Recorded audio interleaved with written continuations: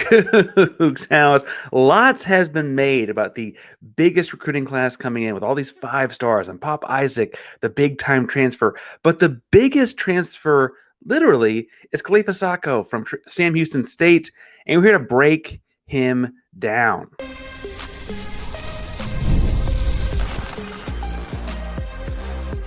You are Locked On Cougs, your daily podcast on the Houston Cougars, part of the Locked On Podcast Network, your team every day. Welcome to Locked On Cougs, the daily podcast about your Houston Cougars. I'm your host, Houston-born teacher and coach Parker Ainsworth, here to break down all things Cougs. And whether you're a U of H fan or just a hit against stop by, thank you for making the Locked On Cougs your first listen of the day. As an everyday that you are, appreciate you making us your first listen each and every day. I'm joined today by Ben Sorrels, sports of Sam Houston State, runs a podcast with Dave Campbell, talks all things Bearkats. Sam, question of the day for you and the folks who want to chime in the comment section down below. When it comes to gambling, I'm not going to ask you to give up too many of your vices here. Are you a craps person, a casino person? As we watch the lottery unfold in the NBA on Monday night, what's your gamble of choice? Yeah, I am a Texas Hold'em guy. That is what I grew up playing as a family. Every family reunion, that was our go-to. So if I got to choose one, it's definitely Texas Hold'em. Definitely Texas Hold'em. Well, if you're feeling like getting on the action, FanDuel is bringing you today's show. More on that fun later. We're going to talk about the connections we see with Sam Houston State and Houston. We're going to start with Kalifa Sakho, more about who he is, his impact on the Cougars will be the second segment. Also, some tangential connections to Mike Ekanem, the newest Houston assistant coach, in the third segment. But Ben, you cover Sam Houston State thoroughly with Dave Campbell's. Tell us a little bit about, first of all, what kind of a season is Sakho coming off of here? Yeah, it's a season where Sam Houston traditionally, we're going on 4 years of it now, kind of bring in a power four or a guy that didn't play a lot at a bigger school down to our level, and you see the guy flourish. And Sakho was really no different, coming in from Utah State. The previous season, he slotted into that starting five position, and a lot of fun to watch. He is a very unique skill set, all of 6'11", 7 foot, and he is as athletic as anybody you will see at that size. Makes a big difference on the defensive side of the game, is great in the pick and roll and around the rim, whether that be dunks or putbacks, rebounding the ball. So made a really big impact for us this last year. Obviously, it was a little bit of a down year for us, but Sakho himself had a really nice year, and I know we'll get into it later. I think he's got a chance to maybe make an impact for Houston in 2025, 2026. He scored in double digits over 10 times this season. Sometimes middling at smaller opponents, but he also did against like New Mexico State and UTEP, and I think games that would have been fairly important, conference games, FIU and stuff like that. You mentioned the athleticism, and look, the dude's listed 6'11", 220. If you told me he was 7 foot, 225, I'd believe you. I watched some stuff on YouTube on the guy. It feels like even as big as he is, he doesn't really stop moving. Is that a fair? You saw him all year. Is that fair? Yeah, he's got a legitimate motor, which I know is something you have to play at Houston. Doesn't stop moving, and like I said, he's great on the defensive side of the ball. And he was our starting center, but our third-string center this year didn't come back until about 10 games left in the season, and our backup center left the team halfway through the year, and he was relied upon for some huge minutes. And his motor just continued to go for 30-plus minutes a night in conference play a lot. So I totally agree with that statement. Yeah, he played over 25 minutes and I got here more than half the season. And I think it's fascinating watching what Houston looks for in bigs because it's very particular. And if I'm being frank, Ben, being a 7-footer kind of hurts the motor typically. It makes you a little bit slower, a little bit clunkier, or whatever. Did it stick out when you were watching him against, and this is no shade to Sam Houston State, but against that conference and that level of basketball? I would imagine a 7-footer that moves like that does stick out like a sore thumb, right? Yeah, he did. In a good way most of the time, absolutely. Wait, pause. In a good way. What's going on there? Well, I mean, you just don't see guys that are 6'11", 7 foot move like he does at the Conference USA level.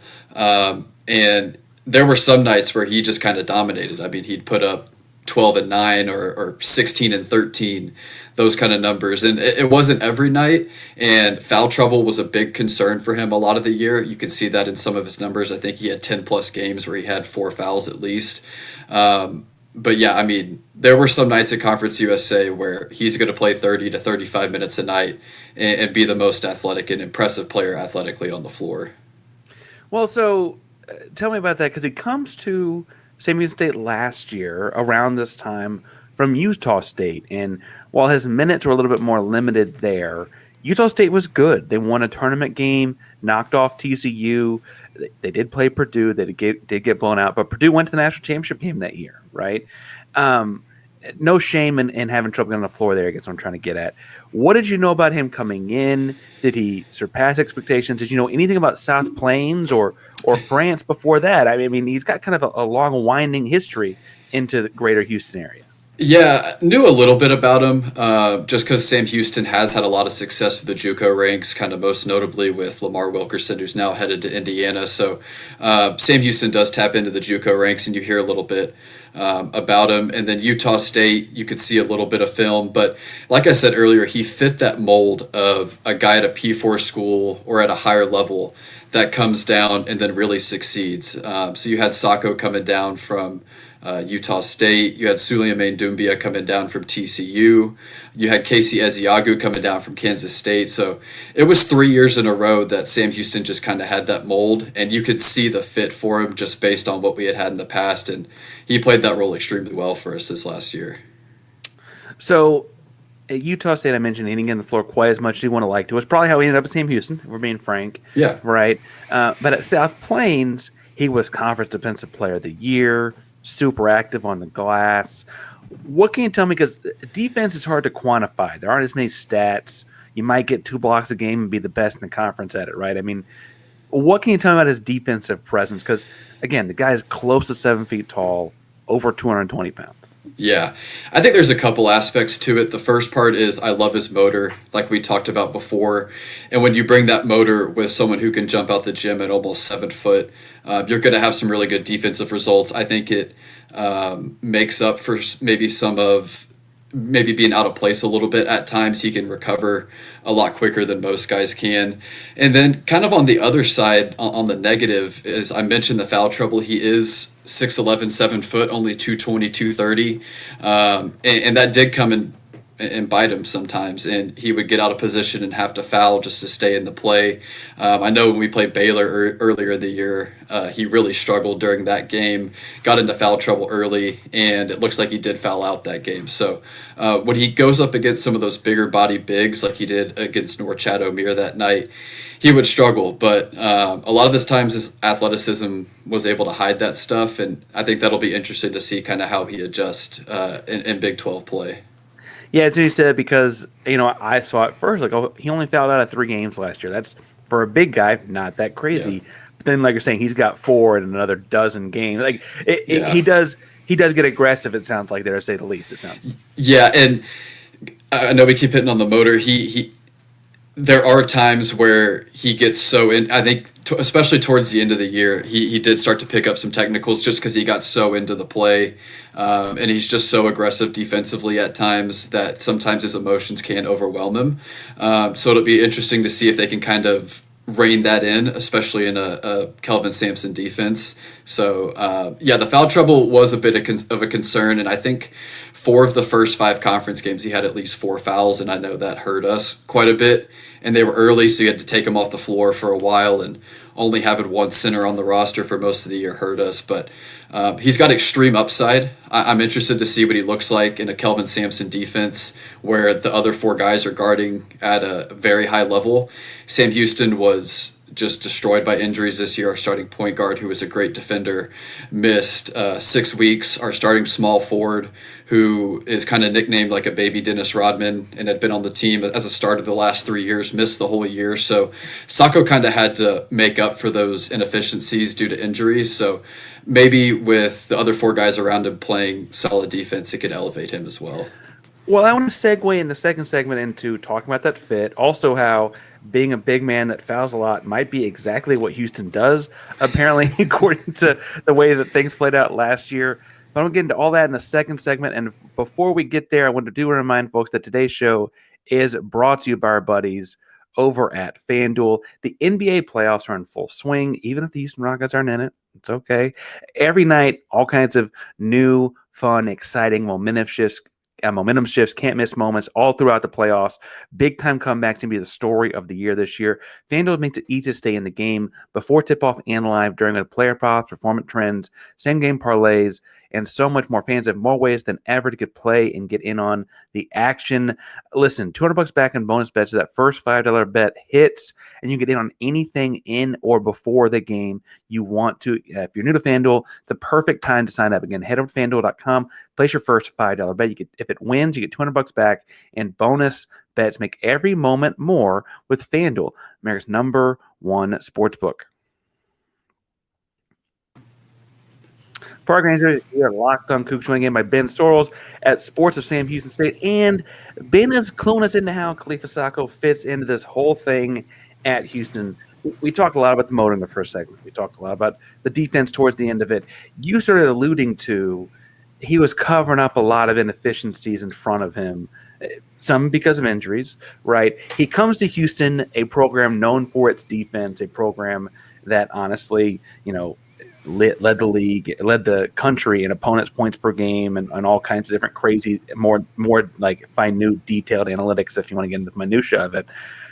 But generally speaking, adding a 7-footer that plays good defense is a good thing. How do you see, again, as someone who actually, I shouldn't say too much behind the scenes, but it sounds like you watch the Cougs a fair amount. Yeah.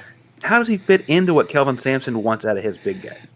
Yeah, it's going to be interesting because I know you lose Javier Francis, and so it's how do you fill that kind of second big man role, and I think it's going to be an interesting development between him, Sedlot, and then if Jacob McFarland is back and healthy, kind of how the three of them play into it. But he reminds me a little bit of Javier Francis, a guy that's going to block shots around the rim, and score at the rim as well. And so I think he can fill that role pretty well. I don't think he's the player that JVR is, but he's got a similar kind of skill set. So he'll have to probably win out in camp. It'll be interesting to see how his game develops going up to the Big 12 level. But I think there's a shot for him to carve out some sort of role for this team next year, especially if Jacob McFarland isn't fully healthy, especially at the beginning of the year. We still don't know how, it does sound like McFarland is on track, but it's such a big-time injury. Yeah. It'll be interesting when that plays out as far as when he comes back. Sedlot is kind of like the opposite size center in that he's 6'8", 6'9", and super strong. And then JoJo Tugler's got the crazy wingspan we've all heard about for ad nauseum at this point, 6'8", 7'6" wingspan. As far as the different body types goes, Sakho, to me, feels like the kind of guy that in transitioning to Big 12 basketball is going to be the best at, I have their big guy. He's got the ball covering him, not necessarily the help side stuff. The game moves a little bit faster, right? You got Tugler in the wingspan for that and all that kind of stuff. Yeah. But mano-a-mano, one-on-one with the big guy, I feel like being such a big presence with that motor and stuff is going to play into his favor.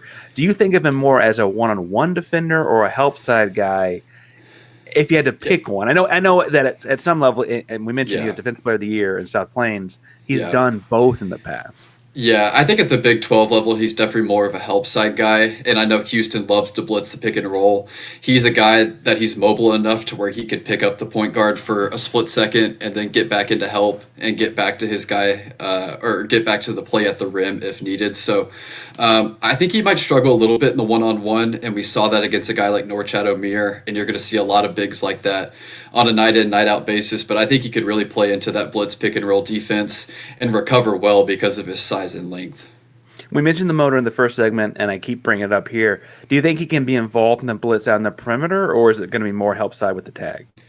Yeah, I think he can do it really both ways. There were times where he got switched onto point guards last year, and he was able to hold his own. We played Liberty, and Liberty is notoriously one of the smallest teams in the country.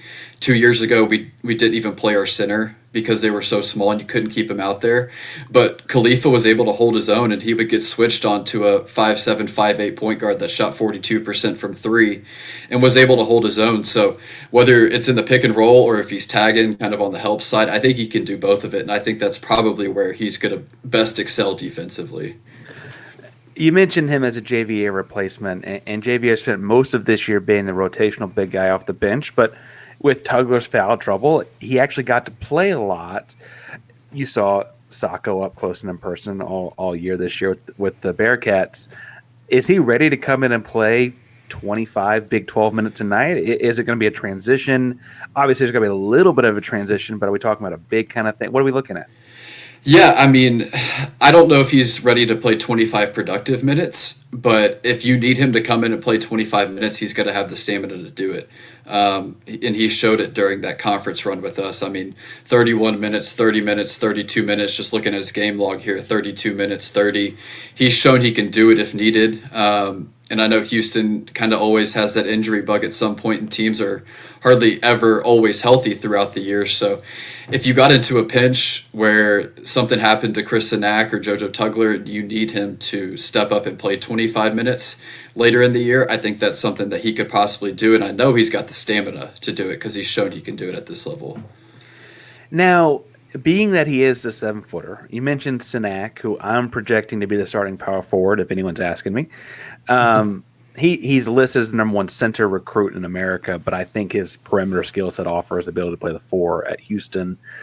Would you think that Sakho offensively could play with another big guy? Could he play alongside Tugler or alongside McFarland?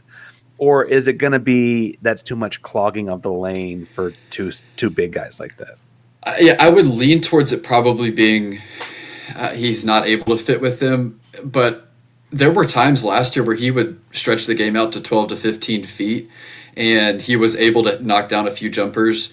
In Sam Houston, we ran a lot of our offense through Kalifa at the top, him setting ball screen handoffs, zoom action, that kind of stuff. And while he wasn't the one dribbling the ball, he was able to kind of facilitate an offense from the top of the key. So if he could find a way to be a little bit more of a threat offensively, I think the two of them could work together. But I don't know if his offensive skill set is fine-tuned enough to do that, unless you just kind of want to have him be a hub at the high post to where guys are running off him with ball screens and handoffs and stuff like that. Yeah, now I'm going to nerd out a little bit. When we talk about Zoom stuff, that strikes me almost more like what they did at times with Jawan Roberts up there, right? Where he's kind of he maybe dribbles 3 times, but he's actually running an offense with it. And and again, obviously, there's a difference between Big 12 and Conference USA and all that kind of stuff. But having done in the past, I think would matter. Yeah.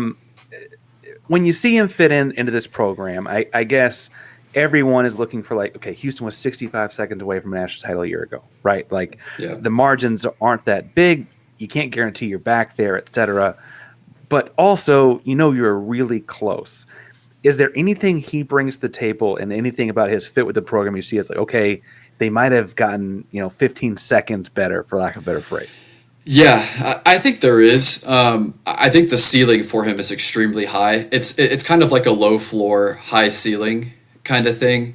He's a guy that when he is on and when his motor's going, especially on the offensive end, and he's found a groove on the offensive side, he can make a legitimate impact. Against UTEP in our one Conference USA game in the tournament, he had 18 and 8, 2 blocks, and a steal. So, I mean, when he is really going and he gets in that kind of mode and you're feeding him the ball down there and he feels good, he's got a legit shot to make an impact. And there's a chance to where maybe he does become the third big behind a McFarland or a Lott kind of thing. But I also think he's got a ceiling to where if he can develop, he's got a shot to make an impact on this team in a really positive way. Well, and we know that Kellen has so much fun developing the big. He takes a real pride in developing the big guy and he does it really well, and it's a very unique skill set, especially for a guy that Kellen played point guard at Oklahoma. He was a bench point guard at Oklahoma. One he had a whole lot of reps doing that himself, but it's been fascinating to watch him develop other bigs. We'll see how he does with this. I do want to talk about somebody else on the coaching staff, though, also coming kind of by a roundabout way from Sam Houston State. That is new assistant coach Mike Ekanem. And I want to talk about him in the third segment with you because you got some familiarity there as well. Before we get too far, today's show is also brought to you by our buddies over at Monarch Money.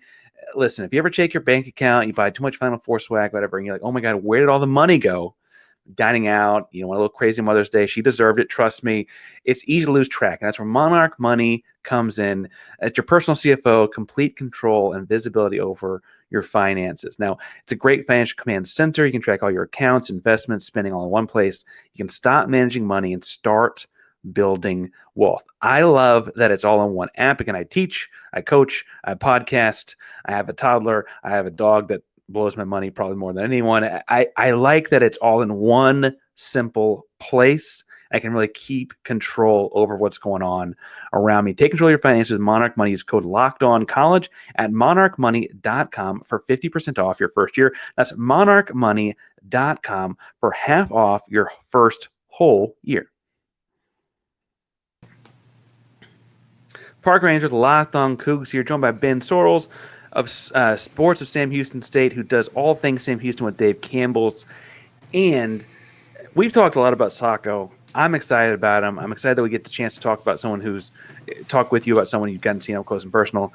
But also, join the Houston Cougars this winter will be assistant coach Mike Ekanem. Now, everyone thinks of Ekanem as being a guy from Houston who was just at Oklahoma State. There was also a stint at George Mason, and frankly, his more illustrious parts of his background, aside from that, are going to be like, with Musselman in Arkansas or the bigger name schools. Buzz, he was with Coach Buzz at A&M. He had a pretty successful stint at Sam Houston State, and so I want to just throw it to you, throwing the lob here. What can you tell us about Ekanem? He's a new face to the Cougs, but he's certainly not new to greater Houston area, this region of the world. Yeah. So he was at Sam Houston State during the 2022-2023 season, which is probably the best year that our program has had in the past decade. Made it to the second round of the NIT. I think we won 26 games that year. And I got to know him personally a little bit being around the program. One of the nicest guys you'll meet, and just did an incredible job of working with us as media. So was a lot of fun to work with there. And I know we talked a little off air about him possibly working with the guards at Sam Houston, and the guard play at Sam Houston, or guard play at Sam Houston during that 22-23 season was just so much fun to watch. Probably the best backcourt that we've had in a decade, with two guys in Quay Grant and Dante Powers, and just did a great job there during his one season, and it was an incredible season for us. Enjoyed getting to know him, and enjoy getting to know his family too a little bit. So loved having him at Sam Houston for 1 year. Well, and I went on the pod when he got pulled in, and I was excited about it. And I tried to point out, yes, he's bounced around a lot, and I think that makes some people skittish, right? But I think two things. One, you mentioned he's a family guy, and he's from Houston, and in some ways, you can't beat going home, right? I think there's something about that that's going to be important. You also can't really move laterally from Houston and the Big 12 for what it's worth either. There's only so many programs in that space. But two, and we'll talk about the family part in a second, as you said there was some familiarity there with Sam Houston, but it feels like whether it's Sam Houston, George Mason, Arkansas, everywhere he's been, even if it's for a total of 12 months, they're speaking like yourself, but we loved having him. Wish him the best. I can't, what is it about the guy? That seems to be so consistent. Yeah, well, and to hit on your first point, bouncing around, the reason he left Sam Houston is we had a coaching change. Jason Hoot went to New Mexico State, so that was the part of it there. But I was still kind of up and coming in what I do 3 years ago, and he was one of the first coaches to reach out to me to talk about the team, which I definitely appreciated.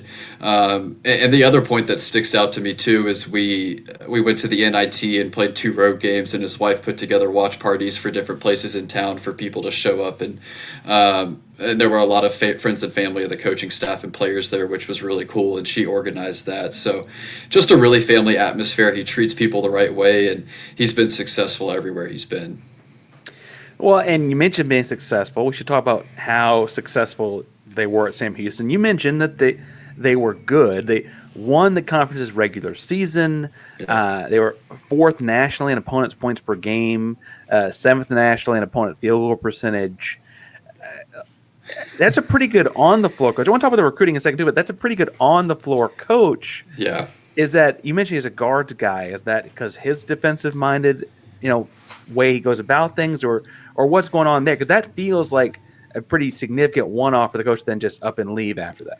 Yeah, definitely seems to be a guard guy, and our guard play elevated just so much when he was here. We had two guards in Dante Powers and Javion May that took huge leaps the 1 year he was here. And defensively, too. All of Jason Hooten's teams at Sam Houston play great defense, but that one in particular, it was different. And there's a reason why we were a couple seconds away from winning the WAC title that year, and we made it to the second round of the NIT. It's because of that defense and the guard play, which he had a big hand in during his 1 year there. So it's hard to find anything bad to say about Mike, especially during his 1 year that he had at Sam Houston. Well, and so Ekanem, and you mentioned we talked about this in the pre-pod, the most clear transition would be that Quantis White coached the guards, and especially the point guards, and Quantis goes on to Louisiana now to be the head coach, and we're happy for him. Like, no one could hold anything like that against him. Yeah. Bringing in Mike to work with the guards at Houston makes a lot of sense.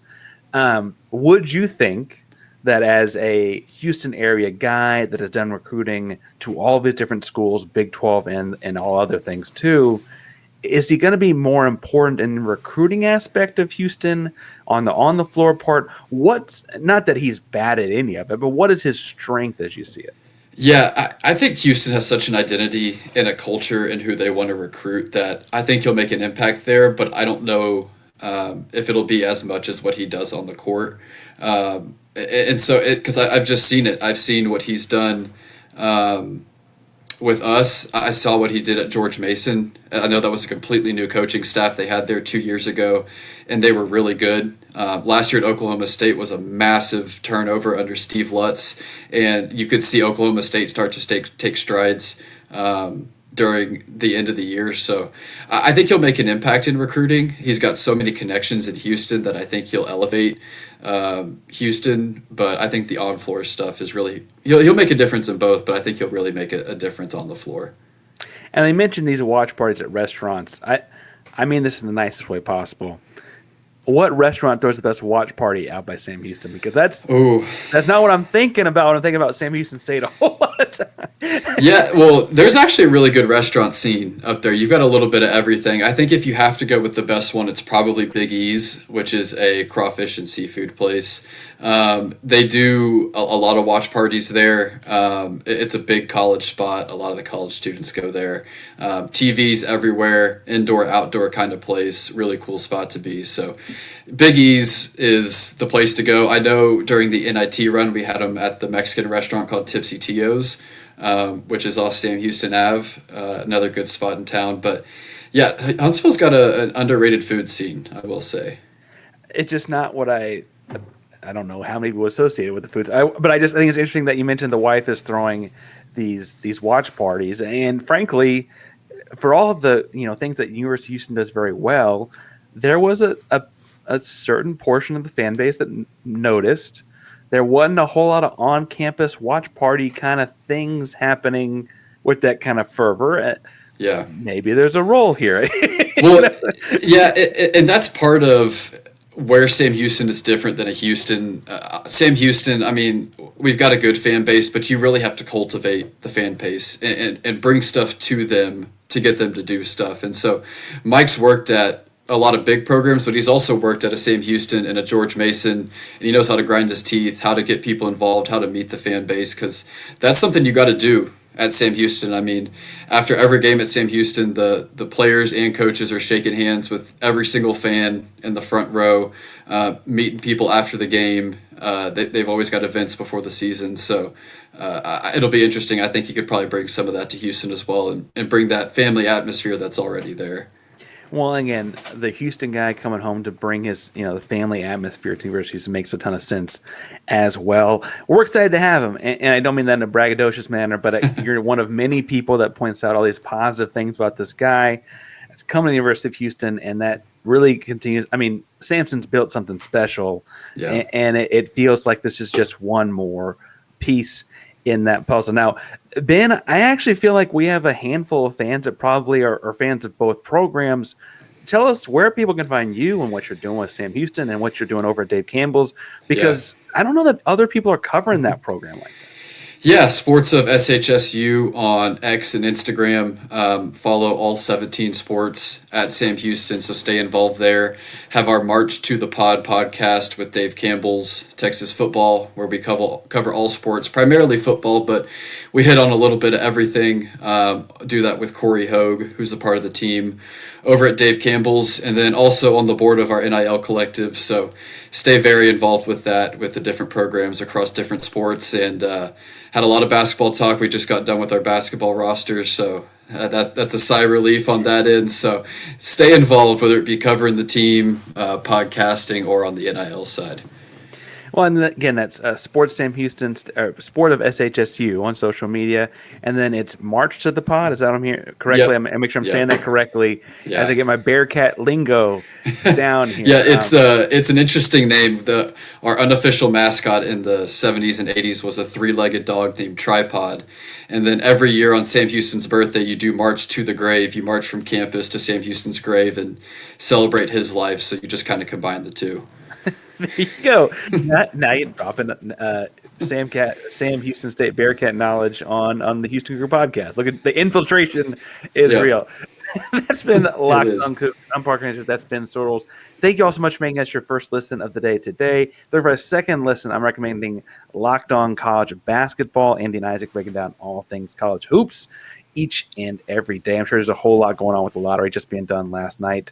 Thank you again so much. Locked On Cougs is primarily Locked On Podcast Network. That means your team every day. Go Cougs.